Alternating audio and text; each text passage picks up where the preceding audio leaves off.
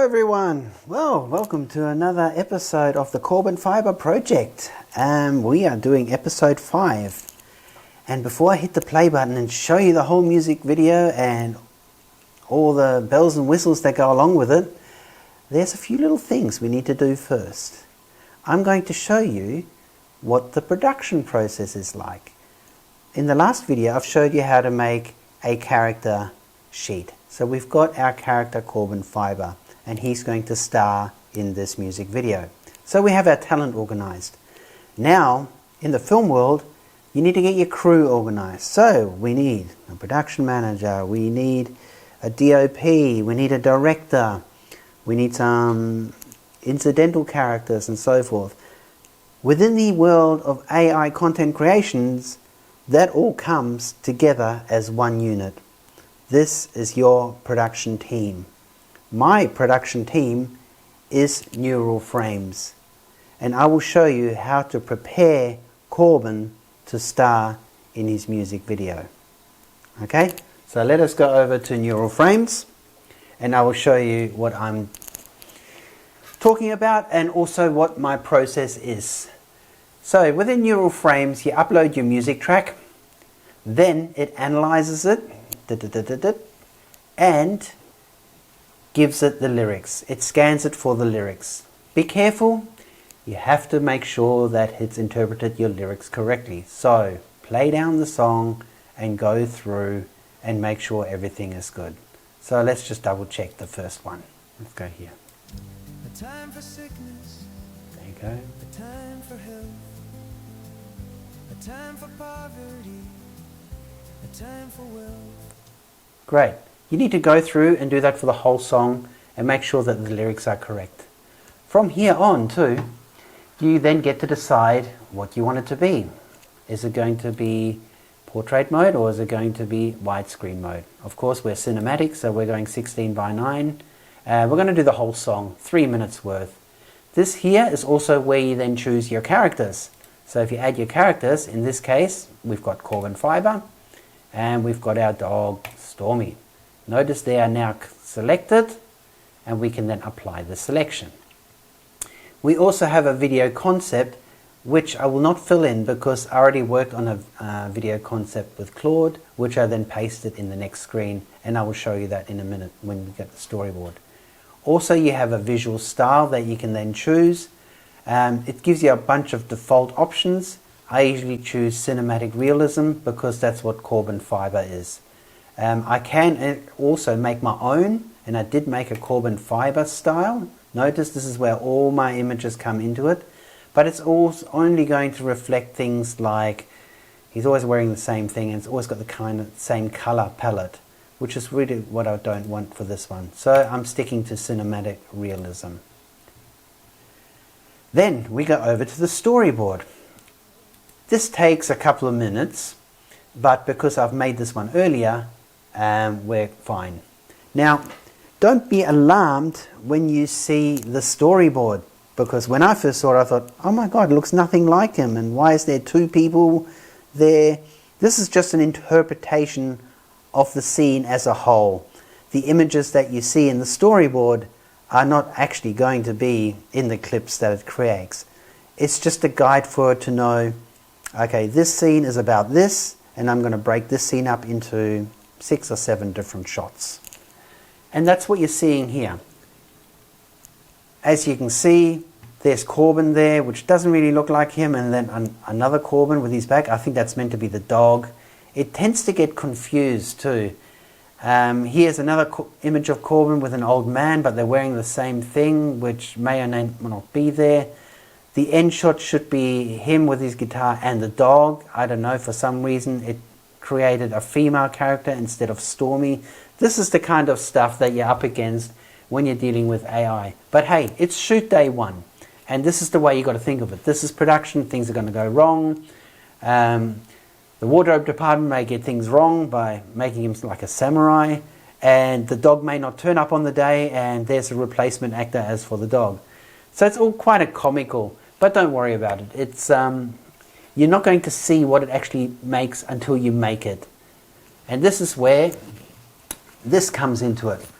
I'm using Cdance Pro. It's just it's a model that takes your image and makes into a video. There are several different others. There's also Kling, which seems to be a very popular model, and depending on what image creation software you use, that's the model it aligns with. I'm using the cheapest one because for this I don't want to waste all my credits on getting the premium model. I want to be able to make 5 or 6 generations of the whole music video and then pick the best shots out of each one and create one master music video. And that's really the way you got to see this. Every time you generate, that's another day's worth of shooting. And with that comes expense. You got to pay for the crew, you got to pay for the gaffer, you got to pay for the cinematographer, and you got to pay for the talent and everything else. So every generation you make costs you. In this case, a Cdance generation, my daily budget would be, I think, roughly $50 or something like that. If I were to go to Kling and I generate, and I pull out all the stops, I've got the best camera in the world, I've got the best actors and the best director, and hopefully they give me better scenes and shots, it's going to cost me a cool $200 for the day. This is how kind of the credits work, and you've got to be aware of that. And as you get better at it and you trust the models more, maybe you can go to the higher tier ones. But I'm sticking to the lower end because I'm only delivering this as a YouTube channel, on a YouTube channel. It doesn't have to be a cinematic masterpiece. I just want the images to be true to the style of the song. Then I go hit create keyframes and generate a video.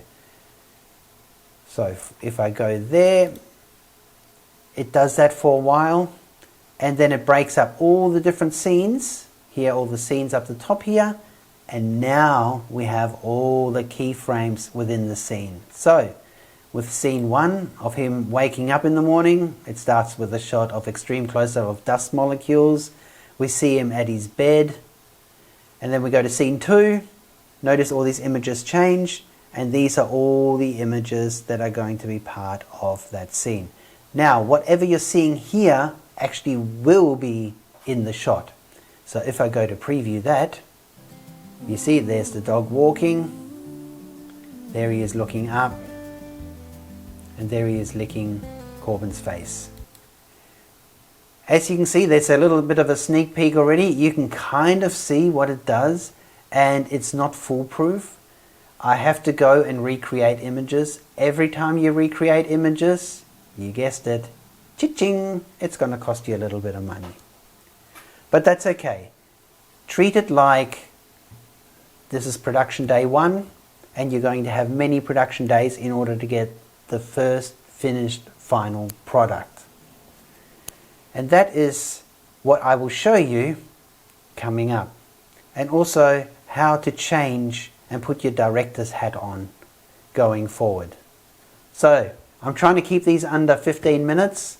I hope you enjoyed this episode and the way I kind of use neural frames. I will just answer one question. You're about to hit generate and generally don't know what's coming back.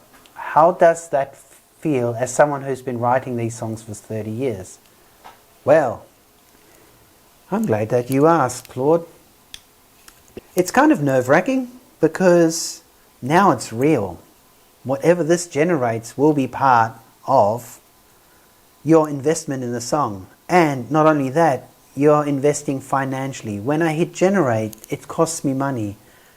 I don't have an endless budget. I have to actually make sure that this fits my budget. I am very fortunate to have a sponsor for this episode, my dad, who said, okay, I'll give you $500. You go generate some music videos and see where that takes you. So thank you, Dad, for sponsoring this video. I've never had a sponsor before. Very cool, hey? Within that are limitations. I don't want to squander it. I am aiming to get one very nice looking polished music video out of the $500.